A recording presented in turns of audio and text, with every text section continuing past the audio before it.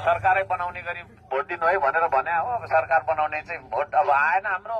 धन्यवाद छ, बधाई छ, तपाईँको जित भएको छ है। म तपाईँहरू माझकै एउटा मान्छे हो। मेरो जित भएको छैन यहाँ, मेरो जित होइन, यो तपाईँको जित भएको हो। सबैभन्दा पहिला मलाई भोट नदिनेहरूलाई सबभन्दा धेरै धन्यवाद छ, नम्बर 1 मा होइन। र त्यसपछि सेकेन्डमा मलाई भोट दिनेहरूलाई धन्यवाद छ है।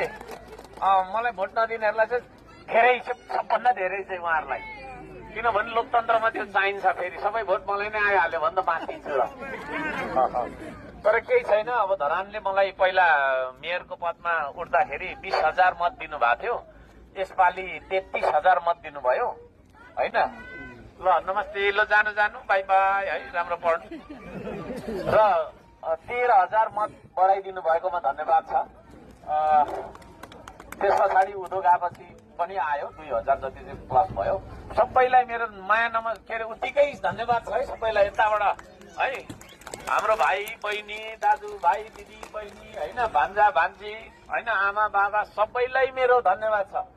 अब के अरे चुनावको अगाडि चाहिँ आयो भोट माग्न, अनि त्यसपछि अनुहारै देखाएन भन्ने गुनासो नहोस् भनेर यसपालि म सबै ठाउँमा जहाँ जहाँ मैले कोण सभाहरू गरेका थिएँ नि सानो, ती ठाउँहरू सबै ठाउँमा यसरी नै पुग्छु। पुग्दाखेरि मैले रिक्वेस्ट गरेका छु, मलाई यस्तो मालाहरू नलाइदिनु है। मलाई यस्तो माला लगाएर हिँड्ने सोख पनि छैन, तपाईँले देख्नु भएकै हो मलाई है। म चेन्ज हुँदिनँ, यस्तै हो म। त्यसले गर्दा मैले यहाँ यो चाहिँ लिएर आएको छु, यस्तो बक्स लिएर हिँड्छु। हाम्रो विजय र्याली हाम्रो हुँदैन, किनभने कसैले जितेकै होइन। मसँगै उठेको तपाईँको 26 जना सबै जितेको है। किनभने एक भोट मात्रै पाउने मान्छे पनि जितेकै हो है, जितेकै हो। त्यसले गर्दा हामी सबै जितेका छौँ। कसलाई विजय गरेर विजय र्याली हुँदैन। समानुपातिक गणना भइसकेपछि हाम्रो के हुन्छ भने हाम्रो धन्यवाद र्याली मात्रै हुन्छ, विजय र्याली हुँदैन। धन्यवाद र्याली हुन्छ।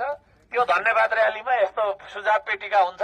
यहाँ तपाईँहरूले मलाई हकार्नु चाहेको छ भने पनि यहाँ हकारेर लगाइदिनु होइन। गाली गरेर लेख्नु मन लागेको छ भने त्यो पनि लेखेर यहाँ लगाइदिनु है।